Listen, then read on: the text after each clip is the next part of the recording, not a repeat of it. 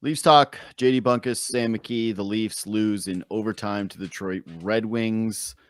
I believe now 7-8 in OT. Yeah. 7-8 in OT, but Yeah. how many points back are they the Red Wings now? I think that's 7. Yeah. Maybe. If they were going into tonight, if they won, they were going to be 6 points back. If they won in regulation, they were going to be 6 points back. If they lost in regulation, they'd be 10 points back. So split the difference there. I think was that mean they're 8 points back? Yeah. So feels right? I'm not no mathematician, but yeah, just right. Tonight was definitely. So I had 2 thoughts going into this game.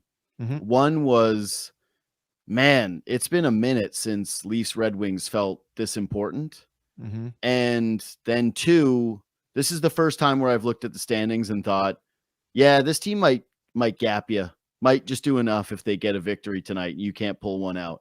Mm-hmm. And like, it's getting late early here, bud. It's January 21st today on Leafs Talk. We've got a hyper condensed schedule.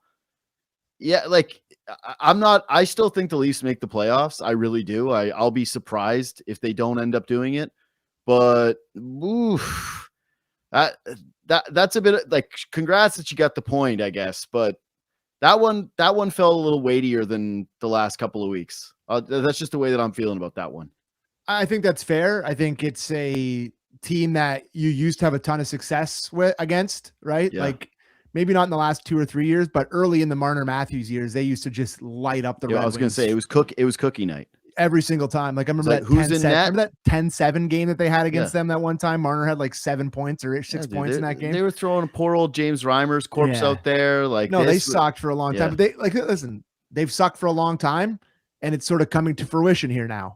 They got Sider, who's a stud. They have that Edmondson, who's a stud. Like, this is kind of what happens when you're terrible for a long time. You get good players and you kind of move up, and we're seeing kind of 2 ships passing in the night here.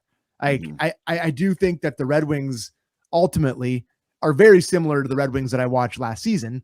They just now have a combination of Patrick Waugh and Dominic Hasek in net. So that's really helping them move up the standings quickly. Like, I mean, unbelievable performance tonight.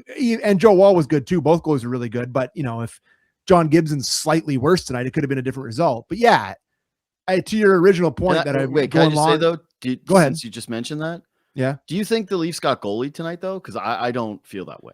I'd say that they had. I don't know what the actual numbers would turn out to be, but I think what do you think they had 8 or 9 high danger chances tonight?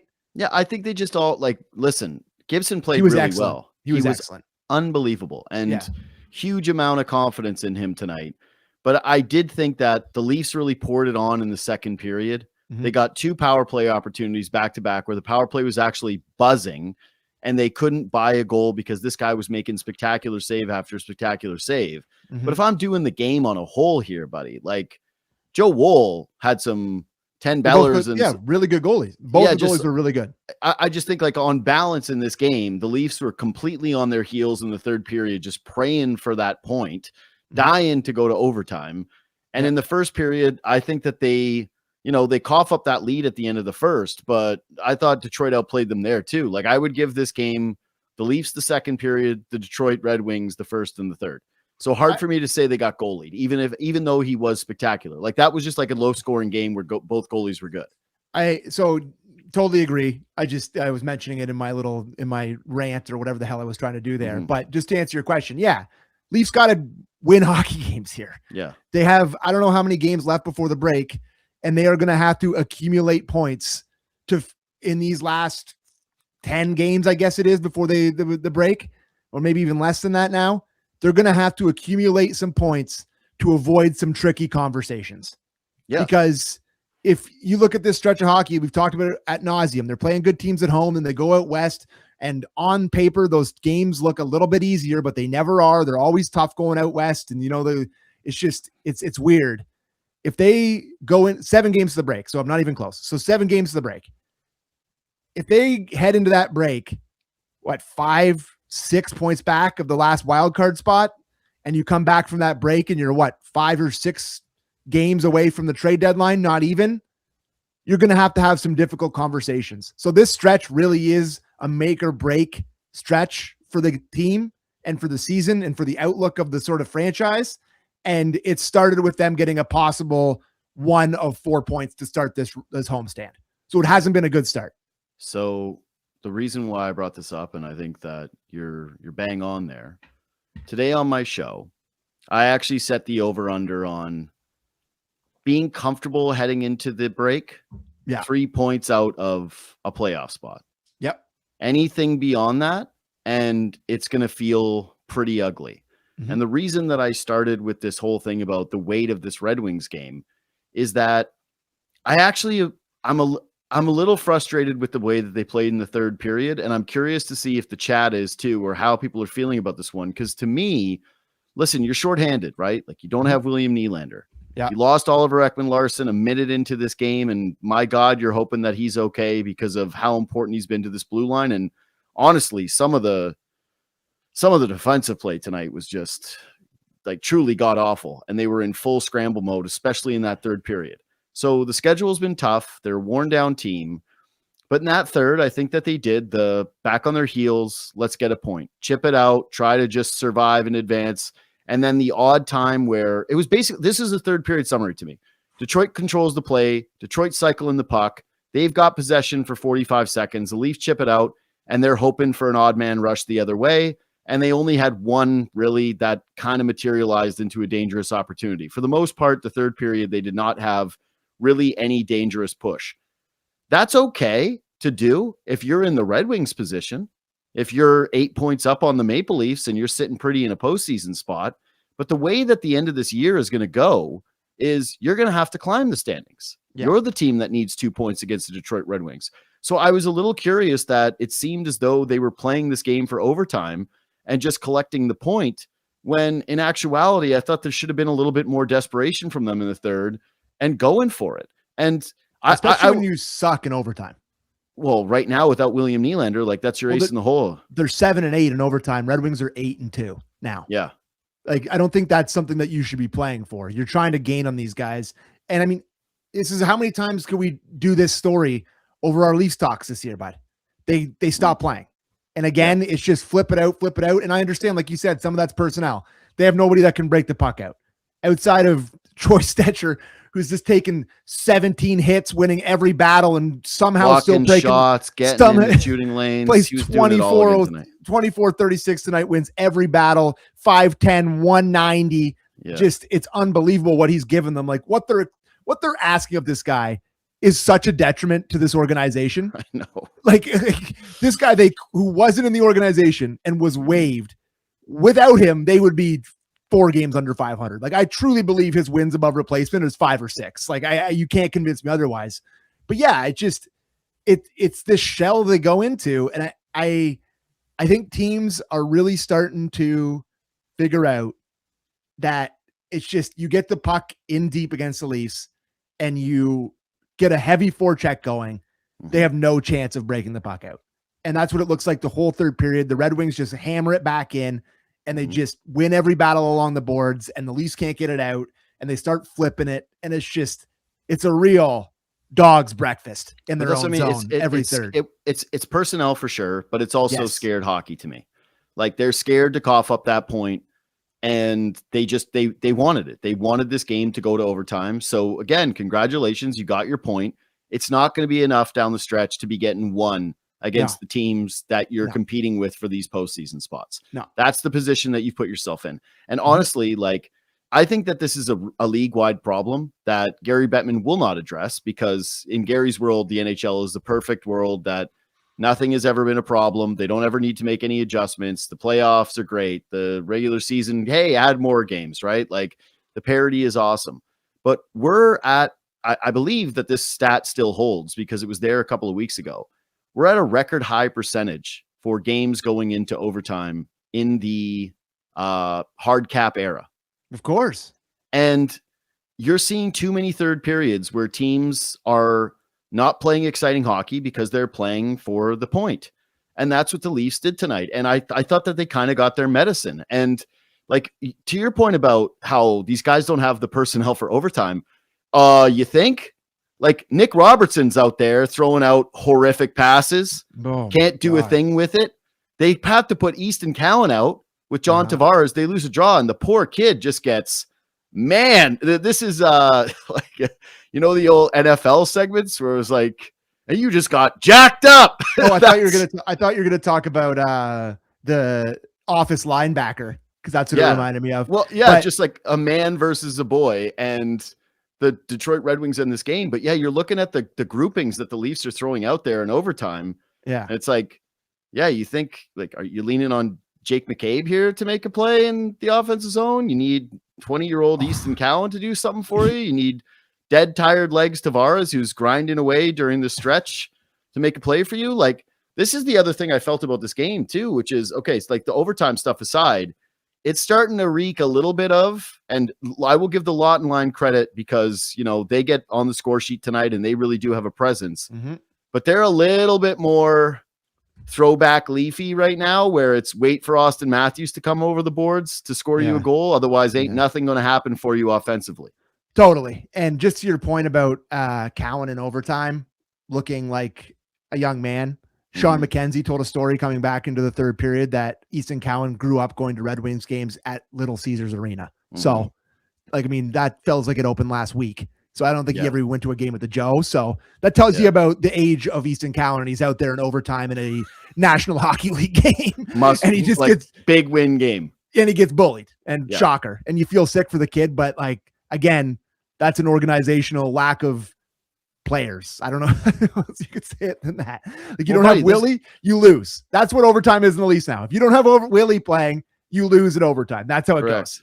Yeah. That's how it works. Honestly, and I got to say too that with Cowan, that's a really tough moment in overtime, and they're clearly not going to they're already at a forwards. Like, you lose Dakota Joshua and you lose William Nylander, and you're down to Calle Yarncroke, who had the full Calle Yarncroke experience. Like, half a leg, knives, whatever's going on with him. Yeah, Calle Yarncroke, who gets a point on a shot that's such a bad shot that it ends up right on Scott Laud's tape and confuses Craig Simpson into thinking that it's a dimed up pass. But they don't have any other body to replace him with. But man, he's taken 5 penalties in his last 9 games, and it's been a conversation already going into it. He took another one tonight. I think if they had a healthy body, like somebody to replace him, he'd be the odd man out right now over Calle Yarncroke. That's just what I think would be happening right now. Yeah, it's called the rookie wall for a reason. And I thought that line had some moments again tonight, but the mistakes jump out to you more than the moments of that third line that looks good. But the production, you need a few to enter the net for Nick Robertson here. You need it looks good. A lot of times that line, you're like, wow, good shift. No goals. It's like at some point you can look good, but you need a couple tucks. You need some secondary scoring. And yeah, you're right. If it doesn't come from Austin Matthews right now, it feels like it's not coming from anywhere. And they need more from Nyes, but he's banged up. I mean, if he's in the lineup, I guess he's eligible to be criticized, but he's left this game already and came back into it. He's not playing at 100%. Michelli's starting to look like pre-scratch Michelli, where he's looking way too emboldened and he's making bad reads, and there's lots of different stuff. But yeah, this is what the worry was when you let go Marner or whatever, where if you lose a couple guys here, like your skill guys, your bottom half brunts aren't going to be able to pick it up. So you're seeing it. So to me, I think that this stretch right now, these last games before they head in, what did we say? It's 7 games left. Yeah. These last 7 games are now about survival, because they're starting to look like a team that's worn down and too thin. Yeah. Without Nylander, totally without Joshua, with the injuries on the blue line tonight, they're playing 5 guys. McCabe does not look anything close to the McCabe that we've been accustomed to this season. You lose Oliver. Yeah. Tired brain with that's him. What I mean. They just look worn down. And so while I am criticizing them for taking the foot off the pedal in the third period and playing what I thought was shell scared hockey. Yeah. Right now, these next 7 games, I don't think that these are going to look like, this is just my prediction. I hope I'm wrong, but I don't think these are going to look like the stretch right before they were heading into the West Coast trip, where they were a red hot team that looked like they were playing a ton of confidence and guys were thriving with the added minutes. I think that this is why when you start to see lesser players over a larger sample, the warts start to come out a little bit. And especially when you're playing 4 times a week, you're not really practicing, and you've got a blue line that's like stuck together with bubble gum and tape. You just got to try to win 3 or 4 games here and just get to the break within shouting distance. Honestly, it's just it just feels like they could go 1-6 right now. What I'm watching, like they had their moments tonight and they played well, but it just second period was awesome. Power play was awesome. They deserve credit for that for sure. But it's teetering. It's teetering. And coming off that game in Winnipeg, I was legitimately encouraged. I'm like, oh, maybe they found something. Maybe they're, that was a big close to that road trip. And then I watched these first 2 games and I'm like, survive, hold, like the Braveheart thing, hold. Yeah. Just survive. Just that's it. Just don't be more than 3 points out of a playoff spot come the break. And that, like, listen, there's all the focus in the world is rightfully so on Marner Friday night, right? Oh boy. But really in my mind, that Sabres Tuesday night game, I got that there too. Got that one circled, eh? Well, it's just where these 2 teams are in the standings. You lose that one in regulation. That's a sneaky monster game for these guys. Well, probably shouldn't look ahead of Vegas and Colorado. No, I'm not. Because you're gonna get 0 points if you look ahead of those 2 No, teams. but that's my point of how tight it is in the Atlantic right now, right? With these teams like Detroit, is that you do have Vegas and Colorado on the schedule. And years past, you and I would be going, oh man, finally some regular season tests. Oh, what a thrill this is to have these 2 teams playing. Everything's a test. Yeah, but now all of a sudden the Detroit Red Wings and the Buffalo Sabres are monster games for you on weeknights. Ain't no more Leafs TV games this season, brother. Man. Like, no, we're prime timing it. They're all high event fare. Okay, so Woll was excellent tonight. I do want to shine a bit of a spotlight on him because I thought this was a hugely important game for him. Like, nice bounce back effort for sure. Yeah, he's coming into this one after letting in, what was it, 11 goals? So, and the talk today, I'm sure you did it on your show. It happened. He got to start after mine finished, so I didn't really get to address it, but it kind of felt like there was a good shot they would go to Hildeby tonight, and at least it would be a conversation. They go to Joel Woll. He's the guy, and he played like the guy tonight, which is critically important for this team. Yeah. Berube's justification basically was he's our guy, so he's going to start. Yeah, he looked like the guy. And I think sometimes we can overcomplicate this sport and you get a little bit cute with certain starts in certain spots, but if the coach believes he's his guy, he's going to go with this guy in a big game. And he talked about yesterday that he's had the ability to bounce back after having bad performances. And I think this was the first time in his career that he let 5+ in back-to-back starts the last 2 games. I think that's what CC said that on the broadcast. So I thought he was locked in from the start. We've talked about it before. You can tell pretty early with him, and you could tell early that it was going to be a locked in night. Like that power play where a couple of those saves are a little bit fluky, but they hit them. They don't go in the net. Got to give him credit for it. He just was sharp, and give Carlo credit for the butt fumble, aka butt save, where he stuck his butt out there and stopped one from entering the net. So good for Carlo on that one. Buddy, Carlo got that thang on him. Oh, did he? He's massive. I know. He got that badongadong sticking out. He made that stop. Like, good on Carlo with that big old bubble butt, just making that save. That was a big moment in that hockey game. It was. But, I think with Woll, what I mentioned these last 2 shows, watching him play, was I didn't think he was seeing the puck all that well. No. Like, he was having trouble tracking it. He was having trouble looking through traffic. Tonight, he was just seeing it. He was making everything. You're right. The one save on the power play where he's like spun around. Yeah. No idea where anything is. Yeah. And it hits him. It's like, good. You got back. Hey, you gotta get there to make the save. But the one that was the most impressive of the night to me is the kick save that's like on the goal line. Oh, yeah. Where the ref definitely could have blown the whistle. Yeah, it's a mass of humanity sitting on top of the goalie. But if you can see the puck out there, like, you could barely see the puck. Like everybody was just like sitting on top of the crease. I don't know. I thought it was just like stop. You've been really reffy lately. Like in the text, everything's a dive when it's against the Leafs. Know, and then I hate dives, so everything is a dive to me. But like, I think the whistle could have been blown there. But yeah, I'm not a big fan of refs. What do you want from me? No, I know. Pissed, Listen, I was pissed off in overtime that I thought Sider hauled him down, and he did. Yeah, I was pissed off about that. Listen, I'm just pissed. Yeah. My favorite team kind of stinks, but I don't have to tell you. Yeah. I haven't really had to deal with this I've been working in this business for 8 years or 9 years. They've been sick in the playoffs. It's like I haven't really had to deal with my favorite team stinking while talking about it. So this is what you're getting. So yeah, I've been pissed at the refs. Shocker. All right. You got any other major talking points from this game? I have rapid fire stuff. So we're both big Scott Lawton guys. Yeah. Okay.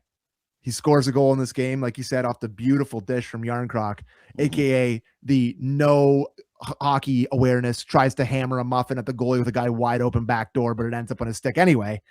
But a penalty shot, you know, he went back to Oshawa lots there, back to junior, where he's like, I'm going to make the move because everybody thinks I'm going to do the clapper, but I'm like not a brute. You know, he overthought it. You're not that guy, pal. Like just fast skate, rip a wrister, rip a clapper, like one hard deke. I don't need you trying to go full Matthews 24. That's it. That's all I got on that one. Not his best effort. You want to talk about ref talk if you're a Red Wings fan? Horrendous call. Yeah. Horrendous call. Oh my God, horrendous call. But even in real time, it didn't look like a penalty. And you could argue puck don't lie here. But yeah, a little bit. I hate one of my biggest bugaboos when it comes to penalty shots. And you know, I study this stuff. I love shootout moves. I love all this stuff. Yeah. This is a pandemic in the sport where these guys go out to the half boards and they try to do this big swooping in dangle on snowy ice. Where it's like at the end, it's just pick up a little pace, one hard move, hard shot, low blocker, top corner backhand. Both of those work perfectly fine most times. And you're going to get a shot off. You're going to get a chance. Like, John Gibson's locked in. You think you're going to dance him? Just get a shot off there. Well, for me, it's more that. It's just, you got to make sure you get a shot off. Get a shot off. Yeah, you got to make sure you get a shot off. Sorry, Scott, though, because I love you, bud. But I was going to say, though, but the positive side is just like, you mentioned how the low Yarncroc IQ on the offensive play on that goal. What about the plus offensive IQ of Lawton on this one? Like, roll this back, man. Like, the play he makes to keep it in, just totally heads up play. And then just his movement away from the puck to set himself up. Great pinch by our boy Troy, who's just out there battling his ass off. Winning battles. That I get it in deep. You were texting me tonight. I know, but there's a couple moments with this team, right, where guys can be a little too cute, trying to make a pass, trying to dime it up. That's kind of, listen, sometimes it works, but that's the Domies, that's the Michellis of the team looking to do a little bit too much there. That's just a good fourth line shift where you're like, no, get it back in deep and then go to the net. And the forecheck works and Scott Lawton buries it. So to me, it's just like, yeah, when I'm talking about the team feeling like they're starting to thin out a little bit, the fourth line is not that issue for me. Like they are just still consistently bringing that same identity. Lawton's been locked in. He's still bringing energy. He's still bringing snarl and he's scoring. So yeah, kudos to Scott Lawton. I got to say though, negative talk. Okay. The goal that they give up, 17 seconds left in the first period. Can't have it. But also 30 seconds left in the period and you have an offensive zone face-off. Yeah. And the back check by 34 here. Like I didn't love McCabe. Like I know there's two guys, but I'm used to McCabe trying to step into somebody there. And he doesn't do it. And he kind of just floats out of the play. Yeah. But 34, man, like you got to get back and you're just, you're coasting.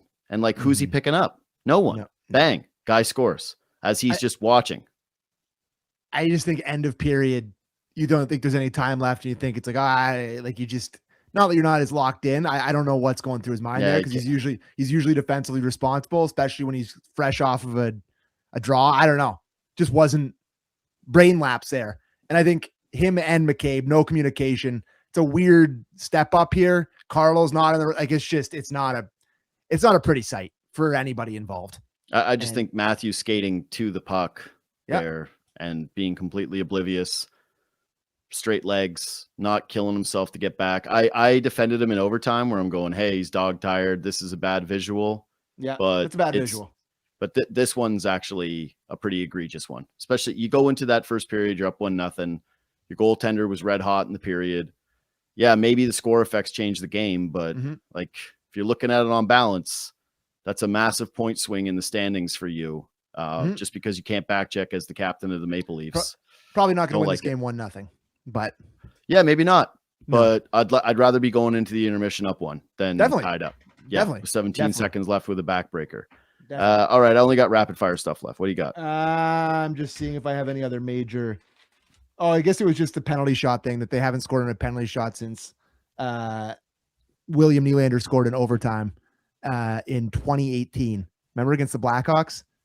No. Yeah, I remember it. Against the Blackhawks. Backhand top corner. Works every time. But 2018, 10 straight penalty shots they haven't scored. Tough. I guess you don't get to control who takes penalty shots, but yeah, that was just a note that they mentioned on there that I thought was crazy. It's a bit of a statistical anomaly. For me, it's like there's probably a bigger conversation off it, but rapid fire is like how OEL falls in the first period. I'm gonna go. I was right about the Robertson situation where I said I don't think that this is going to be a serious injury. I'm kind of hoping it's the same for Oliver Ekman-Larsson because it's an awkward fall for sure, but it doesn't look like anything overly egregious. Like, yeah, he's a tough guy, and I'm sure he's got Olympics on the horizon. I'm not saying that would have kept him out of the game, but just the nature of this fall and the way that he goes down, I'd be pretty shocked if this was a lengthy injury. Like this didn't look like that to me. Again, this isn't, I hate playing Twitter doctor, but like he kind of picks his skate a little bit and he turns his ankle and his knee in a bit of an awkward fashion, but it didn't look horrendous, which is a good thing if we're talking about losing one of your most important, if not your most important defenseman as of late. Yeah. I'm not sure if Berube's talked or there has been an update. I mean, it's not like he would give you anything anyway. I mean, like day to day. Although they've been a little bit better lately, like they did mention his groin, like for sure, because they're everybody feeling cries pressure. about it. Yeah. But and everybody, by everybody, I mean me. But not everybody. Okay, good. I mean, I talked about how they got to win 4 games before the break. Yeah, I'd be hard pressed to do that without Oliver Ekman-Larsson. No update needs evaluation. Okay, don't love that. I only have one. It would suck a lot. Yeah. I only have one other rapid fire topic, and it's kind of some hater stuff. So you got something? Well, the Leafs, some fun hater stuff. The Leafs and Red Wings should wear red and blue. I don't know why they don't do it every time. It drives me crazy. Like it's like the Kings and Ducks did it the other night, where the Ducks wore their orange crappy jerseys and the Kings wore their black ones. You can't get red and blue at Scotiabank Arena. It would look beautiful. I don't know why they don't do it every time. Drives me crazy. So that's my jersey note from tonight. Yeah, my completely irrelevant to this hockey game note is I appreciated Sidney Crosby tonight. You appreciated Sidney Crosby tonight? Yeah. Listen, Patrick Kane is hunting for the all-time American points getter. Okay, yeah. And he's a great player, man. Like truly one of the most exciting players in my lifetime. Like this is no shade thrown at Patty Kane. He's amazing. Okay. Yeah. But like he's 37 years old and he never even got a sniff for Team USA. Yeah. And Sidney Crosby's 38. And it's like, we can't even put him on our Mount Rushmore. Like I do, but I'm just saying that it's hard. I agree. I know I agree, but I'm just saying that it's a discussion. It's an argument. Yeah, it's true. For Sid at 38, that he's not one of the 4 greatest players of all time. And so I was watching Patty Kane tonight, and I know he's a lot of people's favorite player, so I'll take some heat for this, but I just went, God, I like when America is that, where they're the country where it's like, hey, congrats. The cool, flashy player who is good and who won. Like he's got his cups. Yeah. And he's a winner. But wouldn't have won without his Canadian captain and his top pair, who are both Canadian defensemen. They wouldn't have won anything without Canadian those guys. Goaltender. Like, wouldn't have won anything with those guys. I'm just saying that watching him and the windfall of celebration that's going to come for him as an American-born player, I was looking at being like, that's cute as hell. So your take. Canada better than America. Rocks. Yeah. No, but just how round of applause. Yeah, like we're not doing Sidney Crosby essentially retirement tour at 38 years old, the way that we're, you know what we're not doing? yeah. That Sidney Crosby's going to be the most highest scoring Canadian player ever That's what I'm because saying. Wayne has 3,000 points. Yeah, that's what I mean. I just had that little bit, like that was a very good little brother moment for me tonight, thinking about Patty Kane when they kept referencing it, like he's 2 points away, and I didn't want him to get it against the Leafs, and I just kind of was sitting there going, yeah, that's cute as hell, dudes. That's cute. And just how great Sid is that at a year older than Patty Kane, that he's not just there out of legendary status. He's there because he's still one of the best players in the NHL, one of the most complete players in the NHL, and like a no-brainer for the team. There's not like 1% of that that's, well, you got to have Sid there, you know, he's there. Yeah, he's there at 38, a year older than Patty Kane. So shout out to Sidney Crosby, shout out to Canada. Please beat God, that's such a good hater take right now. The time we're heading into, I need that. That's where my brain's at, Brady. I'm locked in on Canada stuff. Like I'm ready to be a patriot again after railing against the country, my friends, for the last 7 years. I'm ready to be a patriot again. Positive Patrick Kane talk. The backhand saucer pass, no look he made to Alex DeBrincat was insane. Disgusting. Like eye high, perfectly flat sauce. I'm just like, oh God, we did this last time they played the Red Wings, I think, but the all hands team of all time, he is firmly on it. He's just one of this. You're right. Flashy, great player. Scored big goals on the back of his Canadian teammates. No, he's an unbelievable player. But yeah, if you were ranking the top 10 Canadians, he wouldn't be in it. No. Anyways. Yeah.